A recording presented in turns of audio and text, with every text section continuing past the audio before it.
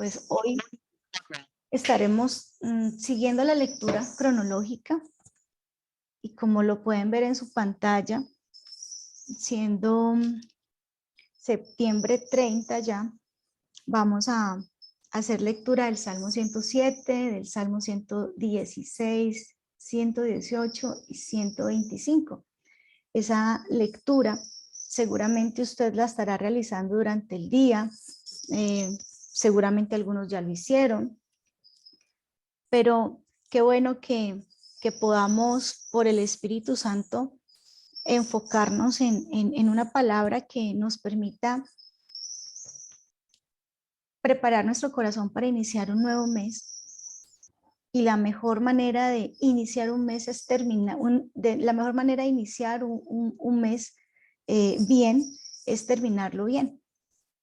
Y hoy el Señor nos regala en su palabra algo extraordinario para terminar este mes muy bien, para no dejar que nuestro corazón se deje llevar por la oscuridad y las tinieblas de este tiempo y por esa sensación de miedo, de ira, de enojo, por esos sentimientos que el mundo quiere despertar, esos sentimientos de división, esos sentimientos que buscan fomentar odio, ¿sí?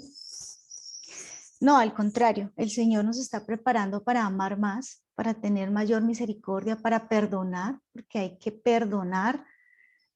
Como creyentes tenemos que perdonar y unos tenemos que perdonar y otros tienen que perdonarse, evidentemente, pero hay elecciones y hay decisiones que sí van a traer pues situaciones complejas, pero de la mano del Señor podemos superar toda prueba. Y este es un momento donde la iglesia cristiana tiene que prepararse para la prueba y se debe preparar de la mejor manera. ¿Y cuál es el escudo y cuál es la forma como nosotros nos protegemos y nos amparamos bajo las sombras de las alas del Señor? Sino su misericordia y su amor, el reconocer que Él es bueno, el reconocer que si Él es bueno y que si Él está lleno de misericordia, pues de igual manera nosotros sus hijos. Sí, al identificarnos con Cristo, tiene que haber ese sentir en nuestro corazón. Así que yo les invito, primero para que veamos en el Salmo 107, un salmo de misericordia y un salmo que trae una invitación muy importante. Y es una invitación que no se le hace a todo el mundo, es una invitación que se le hace específicamente y puntualmente a los redimidos del Señor. Dice la palabra del Eterno en el Salmo 107, versículo del 1 al 2, den gracias al Señor, porque Él es bueno. Su gran amor perdura para siempre. Que lo digan los redimidos del Señor, a quienes redimió del poder del adversario. ¿Qué lenguaje y qué expresiones nos está invitando el Señor a tener si es que en verdad hemos sido redimidos? Son expresiones de gratitud, de alabanza. Aquí estamos hablando de un creyente o de un pueblo, grande o pequeño, ¿sí?, que fue rescatado de en medio de muchas angustias y que cuando clamaron, pues el Señor les escuchó y por eso a ellos se les llama redimidos, ¿sí? Y hay dos condiciones en la vida del Hijo de Dios, ¿sí? ¿Qué condiciones? O el clamor o la aclamación. Esas son las dos condiciones espirituales que deben estar en la vida de un hijo de Dios. Condiciones espirituales adecuadas de acuerdo a su situación, de acuerdo a una condición. Y la aclamación está en el corazón de aquel que experimenta liberación. La aclamación está asociada a la alabanza, a la alegría, al gozo, a la felicidad que trae el sentirnos redimidos, el sentirnos libres, el sentirnos sanos, el sentirnos amados, la aclamación. Y lo opuesto a la aclamación es el clamor. No podemos confundir el clamor con la queja, es muy diferente. El clamor es el sentir adecuado que pone el Espíritu Santo en los hijos del Eterno que están viviendo situaciones grandes, porque a grandes clamores les antecede grandes necesidades. Y el clamor, por ejemplo, cuando dice que el siervo que clama por las corrientes de las aguas, es porque es un siervo que vive en el desierto, que necesita literalmente experimentar la vida e hidratarse para no morir. Es un asunto de vida o de muerte. El clamor se da desde esa necesidad. Y hay unas situaciones o condiciones espirituales que están ancladas a lugares. Yo insisto mucho, lo que es en el mundo físico es en el mundo espiritual. Y usted no se aterre, pues es que eso lo vimos y los de la pañoletica verde desde hace mucho tiempo. Empezaron por Chile, Argentina, ellos van por todos lados encendiendo iglesias y eso no es problema, porque en últimas esa es la evidencia de lo que espiritualmente ocurre con los templos vivos que se han dispuesto a adorar a Cristo. Y hay una lucha, hay una guerra que muchos creyentes quieren pasar por alto, pero nuestra guerra, nuestra lucha no es contra carne ni sangre. Y que usted haya decidido seguir a Cristo, pues implica vivir unas luchas y lo importante de esas luchas es que usted no las viva solo, sino que sea el Espíritu Santo acompañándole. Así que vamos a ver esos 4 clamores que nos presenta el Salmo 107 y lo vamos a encontrar desde el versículo 1 hasta el versículo 32 y nos vamos a encontrar con una narrativa que nos habla como de grupos de personas que tienen en común algo. Es como el común denominador de esos 4 grupos, porque ellos viven una situación de mucha necesidad, una condición de cautividad, ¿sí? Pero el común denominador está en el clamor. Entonces, ¿sí? Entonces ellos clamaron y ese va a ser el común denominador de esos 4 grupos. Y analicemos entonces esos que hoy son llamados, porque los habla así, el salmista les llama redimidos. Pero, ¿redimidos de qué? De 4 lugares o de 4 condiciones, de 4 tipos de cárceles, de esas cautividades espirituales en donde cae el alma del creyente, pero de los cuales el Señor libra cuando hay un clamor, ¿sí? Y esto es maravilloso porque también nos da una esperanza y nos muestra la escena del clamor al Señor, pero también nos muestra cómo es salvado por su misericordia, cómo cada grupo es salvado por la misericordia del Señor. Y vamos al primer grupo, que está en el versículo del 4 al 6, y dice, vagaban perdidos por parajes desiertos, sin dar con el camino a una ciudad habitable, hambrientos y sedientos, la vida se les iba consumiendo. En su angustia clamaron al Señor y Él los libró de su aflicción.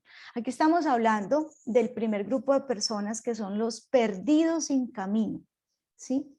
Esos no saben para qué están en la tierra, sufren de depresión, ¿sí? Y pobrecitos caen en manos de hombres y de mentes perdidas y retorcidas en doctrinas de ideologías, si son carne, cañón, esos perdidos sin caminos, a muchos yo los vi el año pasado en las llamadas primeras líneas. La mayoría de esos perdidos sin caminos son jóvenes, ¿saben? Los jóvenes generalmente experimentan esto y hay un momento en la vida del ser humano donde se cuestiona desde el hecho de salir de un bachillerato y decir que voy a estudiar, ahí empieza como ese conflicto, ¿qué hay de mi vida? ¿Sí? ¿Qué voy a hacer? Como si estudiar en una universidad determinara la identidad de este joven. ¿Sí? La importancia de aquellos que viven perdidos sin camino es un guía, necesitan un guía, porque muchos jóvenes viven en medio de esta situación, porque pues aunque hablamos y criticamos mucho de las nuevas generaciones, no nos damos cuenta que las nuevas generaciones son el resultado de lo que nosotros somos como padres y de lo que esos jóvenes recibieron en su crianza, la mayoría criados por una nana, por un jardín o por los abuelos, porque nuestra generación, esta generación contemporánea de padres, es una generación ocupada, muy materialista, dada a estar 24/7 en el trabajo y en la soledad de nuestros niños. Hoy ya son jóvenes que están perdidos y sin camino y corren tras una ideología que les pone una pañoletica verde y los lleva a una ideología atea, perseguidora de la fe, y pues caen en eso. Pero no solamente nuestros niños y nuestros jóvenes, hay inmadureces emocionales y espirituales de muchos creyentes, incluso, o sea, muchos creyentes que pueden caer. Y recuerden que la madurez también lo da el poder relacionarnos con personas maduras. Y cuando nos relacionamos con Cristo, que es la perfección, hablando de madurez, Él es la perfección, pues empezamos a tener claridad. Jesucristo es el camino. Encontrarnos con Cristo es no estar más perdidos en medio de un desierto sin saber a dónde ir, hambrientos y sedientos. Encontrarnos con Cristo, Cristo dice, yo soy el camino, pero aquí dice también, cuando dice hambrientos y sedientos en este pasaje, que dice el Señor Jesucristo de sí mismo, yo soy el pan de vida. Extraordinario. Yo hoy más que nunca y ayer le pedí al Señor que me diera el sentir frente a lo que se viene para Colombia, de lo cual ya hace un buen tiempo el Señor ha venido hablando a mi corazón, y que me quite el miedo. Yo ya pasé por la etapa de sentir miedo, preocupación, angustia. Este no es el tiempo de llorar, ya lo hecho está. Ahora en mi corazón tiene que haber paz, tranquilidad, amor y felicidad, ¿sí? Porque pues Jesucristo es mi camino, ¿sí? Y también es mi alimento. Y por eso dice, den gracias al Señor, los redimidos del Señor, aquellos que ya no están perdidos en el desierto, aquellos que ya no están hambrientos, aquellos que fueron librados de esa aflicción. Ese es el primer grupo. Y hay otro segundo grupo y lo pueden encontrar en el versículo del 10 al 14. Recuerden que estos clamores, un clamor se da solo, un gran clamor solo se da cuando hay una gran necesidad. Y aquellos que están perdidos sin caminos y aquellos que no saben qué camino coger, pues esa necesidad puede ser una oportunidad. Entre más perdido esté su hijo, por decirlo de alguna manera, pues más oportunidad tiene usted. Si hoy usted conoce el camino, qué bueno, porque usted es la respuesta para ese muchacho que está perdido, ¿sí? Si un amigo está perdido, si una amiga está perdida, pues qué bueno que usted le diga, venga, que yo conozco el camino se llama Cristo. Lo importante es que los guías no estén entretenidos. Lo importante es que el que conoce el camino no le dé miedo. Y hoy más que nunca hable de Cristo.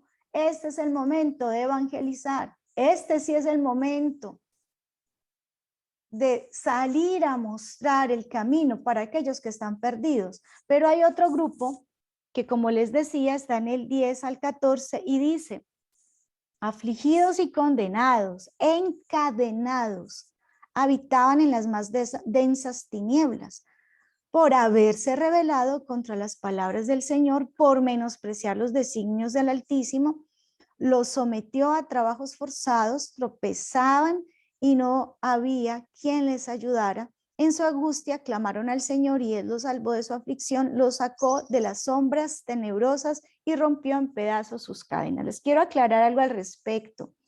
Y es que el Señor, nuestro Padre, es misericordioso, y cuando aquí dice, sí, les sometió a trabajos forzados, no es que el Señor diga, como este es rebelde a mi palabra, entonces que sea un esclavo, lo voy a castigar. No, no, no.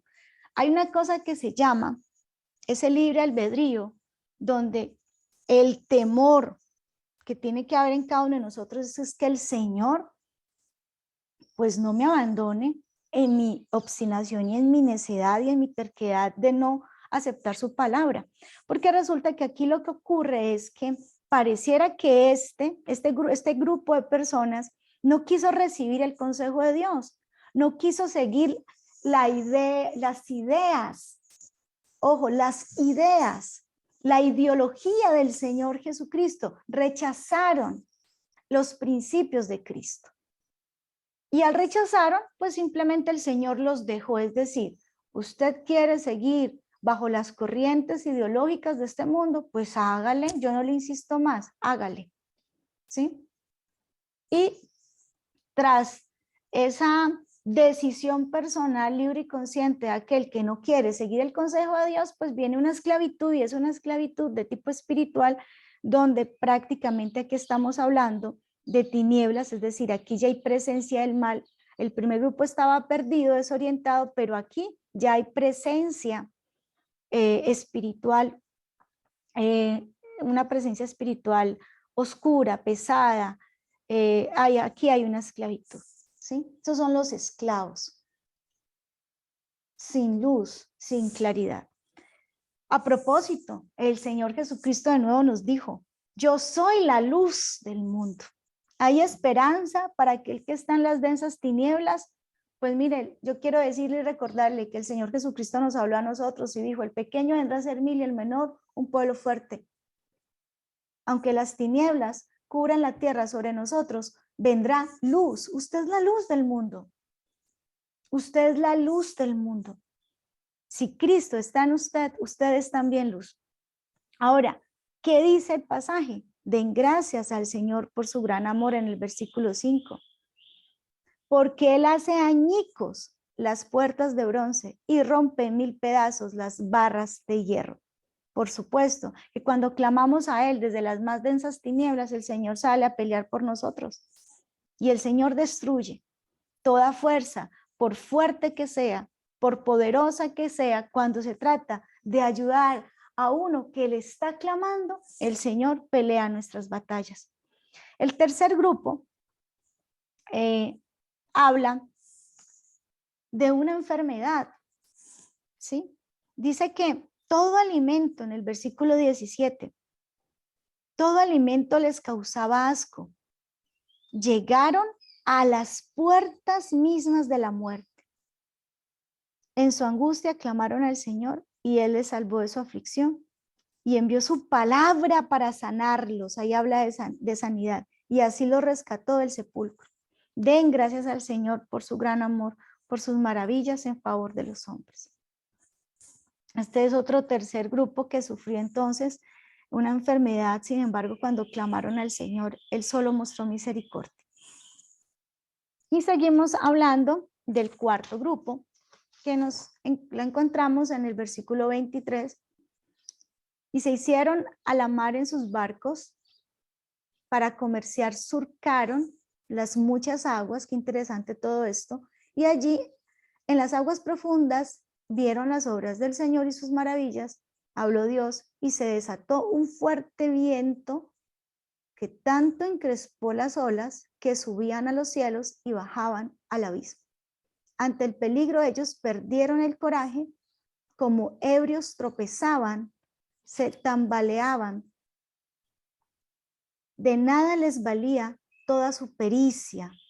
En su angustia clamaron al Señor y Él los sacó de su aflicción. Los mares, en este caso, sí representan el mundo, y hay un cuarto grupo de personas que pues que están en el mundo haciendo negocios y no tienen tiempo de buscar al Señor, pero el Señor pues digamos que el Señor sí ha permitido que lleguen vientos fuertes y situaciones que les van a hacer tropezar, como Jonás. Ustedes, no sé si al leer esto, a mí se me viene Jonás, ¿sí? ¿Y quién es el que cambia la tempestad en suave brisa? Pues el Señor.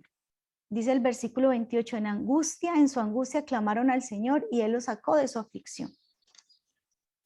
Cuatro grupos. ¿Cuál le llama a usted la atención? Miren, a mí me llama mucho la atención estos enfermos, porque es que pues la mies es mucha, los obreros pocos, y los pocos que hay se enferman. Y es interesante porque hay enfermedades que si bien vienen por la falta de voluntad firme, por no tener un estilo saludable, que de eso nosotros somos responsables y de eso también tenemos que pedir perdón, porque si usted es diabético, ¿por qué sigue tomando gaseosa? Porque si a usted lo mandaron a hacer ejercicio, ¿por qué sigue pues quieto? ¿Por qué no seguir la instrucción de cuidarnos cuando ahora el templo del Señor es nuestro cuerpo y nuestro cuerpo le pertenece al Señor, ¿sí? Entonces, claro, el enemigo quiere destruir los templos vivos a punta de enfermedad, una provocada por nosotros mismos, y hay unas enfermedades que indiscutiblemente sí, sí llegan para frenar la obra del Señor. Pero también habla de que el Señor dice por la iniquidad, en el 17 respecto a estos, trastornados por su rebeldía, afligidos por su iniquidad, todo alimento les causaba asco. Hay situaciones espirituales que ignoramos de nosotros mismos, de nuestra familia, y así como las enfermedades se heredan, también hay iniquidades con las que nosotros tenemos que luchar y que tienen que acabarse, romperse en nosotros para no seguirlas transmitiendo, para que nuestros hijos sean guardados también de las consecuencias de estas iniquidades. ¿Cuál le llama a usted la atención? Fíjese cuál es el grupo de personas y por qué es que a usted le llama la atención. Y teniendo presente esto, yo quiero decirle que hay esperanza, que este no es el tiempo de dudar del poder de nuestro Señor Jesucristo, porque ¿qué hizo nuestro Señor Jesucristo? Por ejemplo, si vamos al grupo 3, cuando Él estuvo en la tierra dice que Él sanó, pero esa sanidad de nuestro Señor Jesucristo se da por causa de algo extraordinario y es el amor sana. El amor hace que la medicina de Dios llegue también al corazón, porque hay enfermedades del cuerpo que nacieron en el alma y que se pueden curar a partir de allí, de la experiencia sobrenatural del amor de Dios en nuestro corazón. Qué bueno que podamos hoy terminar este mes e iniciar el próximo, teniendo presente que nuestro Señor Jesucristo nos revela su carácter en este salmo y que en las muchas cautividades Él siempre se presenta para ser respuesta, porque si a propósito, si vamos al grupo 4 de nuevo con lo del mar, ¿quién aquietó las olas y el viento fuerte en el mar de la Galilea? ¿Quién lo silenció? ¿Sí? ¿Por qué teméis, hombres de poca fe? ¿Y por qué tenemos poca fe? Porque pues seguramente en algún momento estuvimos muy ocupados en las cosas del mundo y no tuvimos tiempo para ir a esa palabra que se ancla en nuestra alma. Demos gracias a Dios y llenémonos de gozo, porque el Señor está dispuesto a hacer hoy nuestro camino. Qué bueno, que esta sea la oportunidad para reconocer a Jesucristo y verlo como aquel que pelea mis batallas, porque Él vino a liberar a los que estaban encadenados, porque Él vino a hacer luz a los que estaban en tinieblas. Dele gracias al Señor y llénese en su corazón de gozo por causa de esta esperanza tan grande que tenemos todos hoy en medio de un mundo tan caótico. Nosotros podemos ver precisamente la bondad, la misericordia y la esperanza viva en nuestro Señor Jesucristo. Qué bueno, Señor. Muchísimas gracias, porque tú hoy nos permites